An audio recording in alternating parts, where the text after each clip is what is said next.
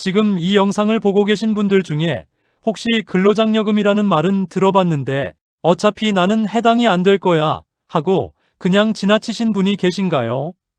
아니면 예전에 신청해봤다가 소득이 조금 넘는다는 이유로 혹은 재산이 기준을 초과한다는 이유로 탈락 통보를 받으셨던 분도 계실 겁니다. 그 상실감이 얼마나 컸을지 저는 충분히 이해합니다. 그런데 오늘 이 영상은 그런 분들께 꼭 드리고 싶은 소식을 담고 있습니다. 2024년부터 근로장려금 지급 기준이 무려 17년 만에 전면 개편되었습니다. 제도가 처음 만들어진 이후로 가장 큰 폭의 변화입니다.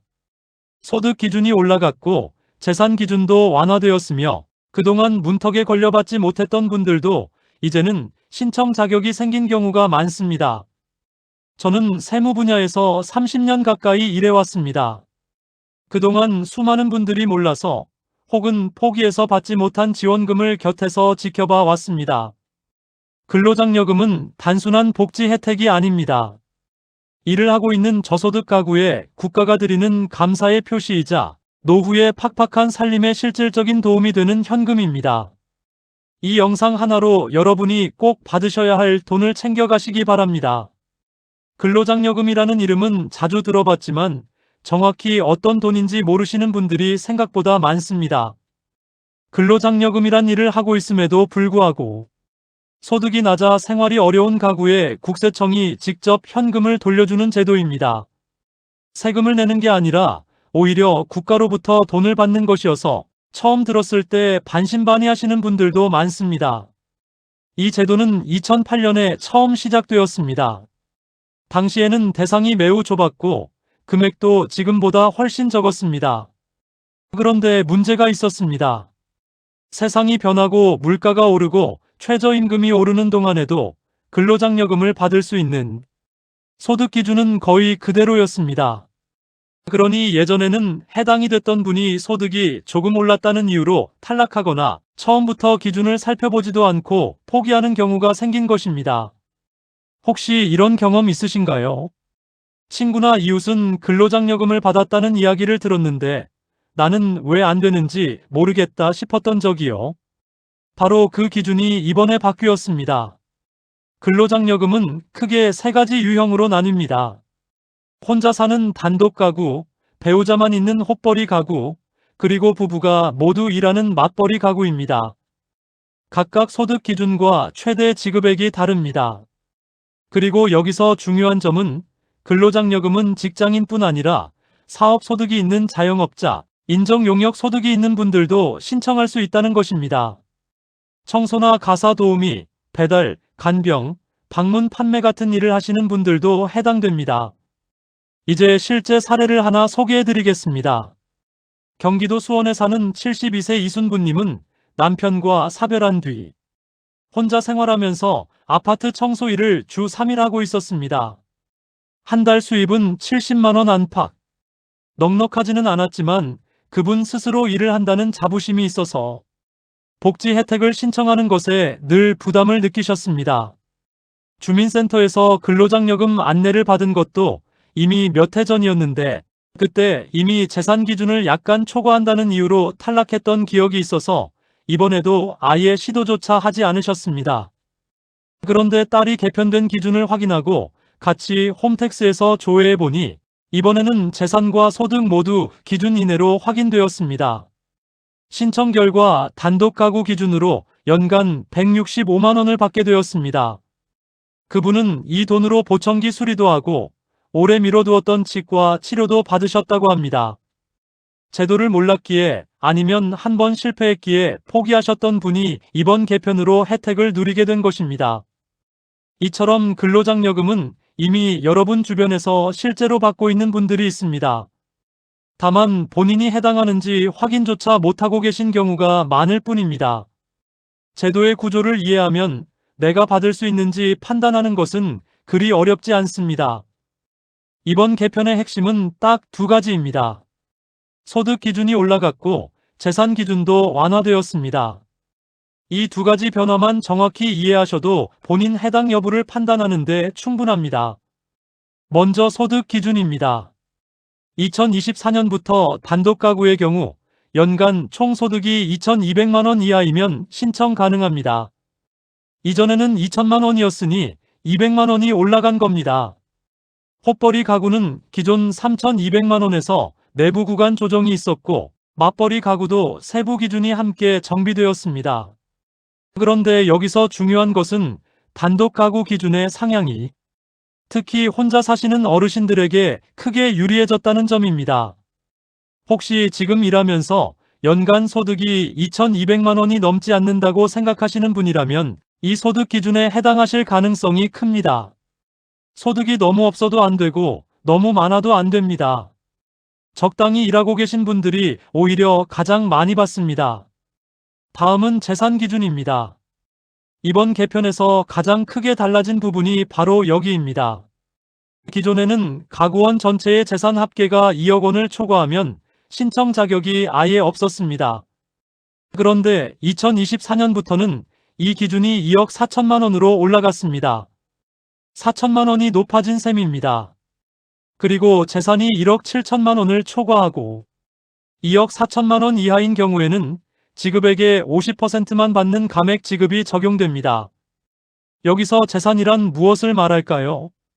부동산, 자동차, 예금, 주식, 보험 등을 합산합니다. 그런데 부채, 즉 대출금이나 임차 보증금 반환 채무 등은 차감됩니다. 그러니 집을 갖고 있더라도 대출이 있다면 실제 재산은 생각보다 낮을 수 있습니다. 그리고 자동차는 차종에 따라 평가 방식이 다른데 생계형 중고차나 오래된 차량은 평가 금액이 매우 낮게 반영됩니다. 이번 개편으로 혜택을 받게 된 대표적인 사례를 하나 더 드리겠습니다. 충남 천안에 사시는 68세 박정남님은 소규모 농자재 배달 일을 하고 계셨고 작은 빌라 한 채를 소유하고 있었습니다. 공시지가 기준으로 약 1억 9천만 원 정도 되는 빌라였는데 여기에 예금 잔액 일부를 더하면 2억 원 조금 넘는 수준이었습니다. 기존 기준에서는 바로 이 부분 때문에 매년 신청을 포기해왔습니다. 2억 원 기준을 불과 몇백만 원 초과한다는 이유로 수년 동안 장려금을 받지 못하셨던 겁니다. 억울하셨겠지요. 그런데 2024년부터 기준이 2억 4천만 원으로 올라가면서 상황이 달라졌습니다. 그분은 올해 처음으로 헛벌이 가구 기준을 적용받아 근로장려금 신청에 성공했고 약 130만 원을 받으셨습니다. 몇 년 동안 기준을 겨우 넘어서 받지 못했던 그 억울함이 이제는 조금 풀리셨다고 합니다. 이렇듯 기준이 올라간다는 것은 단순한 숫자 변화가 아닙니다. 그 수치 하나가 누군가의 생활 여건을 바꾸는 실질적인 변화입니다. 이번 개편이 17년 만의 변화라는 점에서 지금 이 시점에 한 번 더 꼼꼼히 확인해 보시는 것이 중요합니다. 60대, 70대에도 일을 하고 계신 분들이 많습니다. 마트 계산원, 아파트 경비, 간병인, 청소 도우미, 재활용 수거, 농사일, 부업성 일자리까지 나이가 들어서도 손을 놓지 않고 무언가를 하고 계신 분들입니다. 그런데 그 소득이 너무 적어서 세금 신고를 별도로 하지 않는 경우 혹은 소득 자체가 비정기적이어서 어떻게 신고해야 할지 모르는 경우가 많습니다. 바로 그런 분들이 근로장려금의 핵심 수혜 대상입니다. 근로장려금은 크게 근로소득과 사업소득, 두 가지 유형의 소득자를 대상으로 합니다. 직장에 다니면서 근로소득이 있는 분들은 회사에서 이미 원천 징수를 하고 있기 때문에 국세청이 소득을 파악하고 있습니다. 그러나 비정규적으로 일하거나 일용직으로 일하는 경우 혹은 소규모 사업 소득이 있는 경우에는 신고 여부와 상관없이 스스로 신청하셔야 합니다. 나는 그냥 조금 일하는 건데 이게 소득으로 잡히는 건지 잘 모르겠다는 생각 혹시 해보신 적 있으신가요? 그 작은 소득도 국가가 인정하는 당당한 근로소득입니다. 특히 이번 개편과 함께 주목할 점이 있습니다. 고령층 일자리의 특성상 임시직이나 단기 계약직이 많은데 이런 소득도 근로소득으로 인정받아 장려금 신청이 가능합니다. 또한 65세 이상인 경우 노인 일자리 사업을 통해 받는 급여도 일부 소득으로 반영됩니다. 단, 공공기관에서 직접 지급하는 노인 일자리 사업 소득의 경우 소득 유형에 따라 다르게 처리되므로 신청 전에 국세청 홈택스에서 본인의 소득 내역을 먼저 확인해 보시는 것이 좋습니다. 실제 사례를 하나 말씀드리겠습니다. 전북 전주에 사시는 74세 김옥자님은 주 5일 아파트 청소 일을 하고 계셨습니다. 월 급여는 80만 원이었고 단독 가구였습니다. 오래전부터 경제적으로 빠듯한 상황이셨지만 국가 지원이라는 게 어렵고 복잡할 것 같아 알아볼 생각을 못 하셨습니다. 그러던 중 아파트 관리소장이 근로장려금 이야기를 꺼냈고 처음에는 어렵게만 느껴지셔서 그냥 넘기려 하셨습니다. 그런데 관리소장이 함께 홈택스에 들어가서 조회해 주었는데 이미 소득자료가 등록되어 있어서 신청 절차가 예상보다 훨씬 간단했습니다.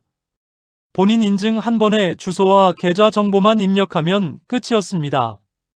신청 다음 날 국세청에서 심사 완료 문자가 왔고 2달 뒤에 통장으로 165만 원이 들어왔습니다. 그 돈으로 냉장고를 오래된 것에서 새 것으로 교체하셨습니다. 스스로 일해서 받은 돈이라는 생각에 뿌듯하다고 하셨습니다. 자녀에게 손 벌리지 않고도 이런 돈이 국가로부터 나온다는 게 믿기지 않으셨다고도 했습니다.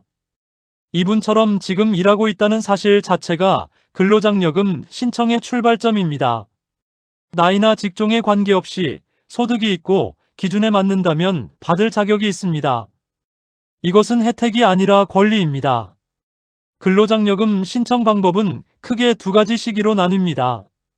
정기 신청과 반기 신청입니다. 이 2가지를 헷갈리지 않는 것이 중요합니다. 정기 신청은 매년 5월 1일부터 5월 31일 사이에 이루어집니다. 전년도 소득 기준으로 신청하는 방식입니다. 예를 들어 2024년 소득에 대한 근로장려금은 2025년 5월에 신청하게 됩니다. 신청 후 9월에 지급이 이루어집니다. 이것이 가장 기본적인 방식이고 대부분의 분들이 이 방법을 이용하십니다. 반기 신청은 근로소득만 있는 분들을 위한 제도입니다. 상반기 소득에 대해 9월에 신청하고 12월에 받을 수 있으며 하반기 소득에 대해서는 다음 해 3월에 신청하고 6월에 받습니다. 즉 1년에 2번 나눠 받는 방식입니다. 목돈보다 자주 받는 것이 생활에 더 도움이 되는 분들께 적합합니다. 신청 방법은 3가지가 있습니다. 첫 번째는 홈택스를 통한 인터넷 신청입니다. 홈택스에서 근로장려금을 검색하면 신청 화면으로 바로 연결됩니다. 본인 인증 후 몇 가지 정보를 입력하면 됩니다. 2번째는 전화 신청입니다. 국세청 자동응답 전화 1544-9944로 전화하면 안내에 따라 신청할 수 있습니다. 스마트폰이 익숙하지 않은 분들께 특히 편리한 방법입니다. 3번째는 가까운 세무서나 주민센터를 직접 방문하는 방법입니다. 담당자가 도와드리기 때문에 처음 신청하는 분들도 어렵지 않게 할 수 있습니다. 신청 기간이 지난 후에도 6월 1일부터 11월 30일 사이에는 기한 후 신청이 가능합니다. 단, 기한 후 신청은 지급액이 10% 감액됩니다. 5월을 놓쳤다고 포기하지 마시고 기한 후라도 꼭 신청하시기 바랍니다. 지금부터 실제 이야기를 하나 더 드리겠습니다. 대구에 사시는 71세 최한수님은 식당에서 일주일에 나흘 설거지 일을 하셨습니다. 배우자는 무소득이었고 전형적인 헛벌이 가구 상황이었습니다. 올해 5월 신청 기간에 맞춰 주민센터를 방문하셨는데 담당 직원이 컴퓨터로 소득 조회를 해주었고 기준에 딱 맞는다는 것을 바로 확인해 주었습니다. 그 자리에서 신청까지 완료하셨고 9월에 170만 원이 통장으로 입금되었습니다. 그분은 주민센터에 처음 갔을 때 혹시 뭔가 잘못되는 건 아닌지 걱정이 많으셨다고 합니다. 서류를 잔뜩 챙겨가야 하는 건 아닌지, 세금이 더 나오는 건 아닌지. 그런데 막상 가보니 담당자가 친절하게 설명해 주었고 준비할 서류도 없었습니다. 신분증 하나면 충분했습니다. 그 경험 이후로 주변 지인들에게도 근로장려금 신청을 적극 권하고 계신다고 합니다. 아는 것이 힘이라는 걸 이 나이에 새삼 느꼈다고 하셨습니다. 신청은 여러분이 생각하는 것보다 훨씬 간단합니다. 복잡한 서류도 없고 사전에 준비할 것도 거의 없습니다. 중요한 건 기간을 놓치지 않는 것입니다. 지금 당장 국세청 홈택스에서 조회해 보시거나 전화 한 통으로 확인해 보시기 바랍니다. 신청까지 마쳤는데 막상 장려금이 지급되지 않아 황당하셨던 경험 주변에서 들어보신 적 있으신가요? 아니면 본인이 그런 상황을 겪으셨을 수도 있습니다. 근로장려금에는 주의해야 할 부분이 몇 가지 있습니다. 이것들을 미리 알고 대비하면 불필요한 탈락을 막을 수 있습니다. 첫 번째로 주의할 점은 재산 계산 방식입니다. 많은 분들이 내 재산이 어느 정도 되는지 자기 생각대로 계산하십니다. 그런데 근로장려금에서 말하는 재산은 부동산 공시가격을 기준으로 합니다. 실거래가가 아닙니다. 그리고 부채를 차감할 수 있다는 점도 중요합니다. 예를 들어 집 공시가격이 2억 원이라도 대출이 5천만 원 있다면 재산은 1억 5천만 원으로 반영됩니다. 본인 재산을 실거래가 기준으로 어림짐작해서 포기하시는 분들이 많은데 반드시 공시가격 기준으로 계산해 보셔야 합니다. 두 번째는 가구원 구성의 문제입니다. 근로장려금은 가구 단위로 지급됩니다. 가구원에는 본인, 배우자, 그리고 동일한 주소지에 등록된 자녀가 포함됩니다. 그런데 성인 자녀가 같은 주소로 등록되어 있으면 그 자녀의 소득도 합산되거나 재산도 포함될 수 있어 가구 구성에 영향을 줍니다. 자녀가 직장을 다니며 높은 소득이 있는데 주민등록상 부모와 같이 등록되어 있다면 신청 전에 주민등록 주소 정리가 필요할 수 있습니다. 다만 이 부분은 개별 상황에 따라 다르기 때문에 세무서 상담을 먼저 받아보시기를 권합니다. 세 번째는 소득 과소신고 또는 누락 문제입니다. 비정기적으로 일하는 경우 혹은 현금으로 받는 급여의 경우 소득 신고 자체가 누락되는 경우가 있습니다. 이때 국세청 시스템에는 소득이 거의 없는 것으로 보여 오히려 지급 대상이 아닌 것처럼 처리될 수도 있습니다. 소득이 있지만 신고 여부가 불분명하다면 홈택스에서 본인의 소득 조회 내역을 먼저 확인해 보시는 것이 중요합니다. 이 부분에서도 실제 이야기를 하나 드리겠습니다. 인천에 사시는 65세 오경희님은 몇 년 전부터 공동주택 단지 내 주차관리 일을 하셨습니다. 월 60만 원 수준이었고 현금으로 받으셨습니다. 처음으로 근로장려금을 신청했을 때 탈락 통보를 받으셨는데 이유가 소득 없음으로 처리되어 있었기 때문이었습니다. 본인은 분명히 일하고 있는데 소득이 없다고 되어 있다니 황당하셨지요. 알고 보니 고용주 측에서 세무 처리를 별도로 하지 않아 국세청에 소득 신고가 되어 있지 않았던 것입니다. 이후 담당 세무사 도움을 받아 소득 신고를 정정하고 다시 신청하셨고 최종적으로 단독 가구 기준 장려금을 전액 받으실 수 있었습니다. 그 과정이 번거롭긴 했지만 포기하지 않으셨기 때문에 받을 수 있었습니다. 일을 하고 있는 분이라면 소득 신고 내역이 제대로 되어 있는지 먼저 확인하는 것이 탈락을 막는 핵심입니다. 이 세 가지를 미리 점검하셔서 불필요한 탈락 없이 처음부터 제대로 받으시기 바랍니다. 근로장려금은 몰라서 혹은 잠깐의 실수로 놓치기에는 너무 아까운 돈입니다. 오늘은 17년 만에 개편된 근로장려금에 대해 이야기해 드렸습니다. 소득 기준이 올라갔고 재산 기준도 완화되었습니다.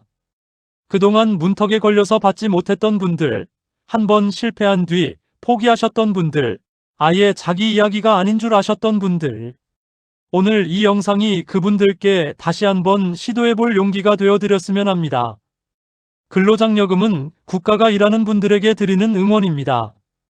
소득이 적다는 것이 부끄러운 일이 아닙니다.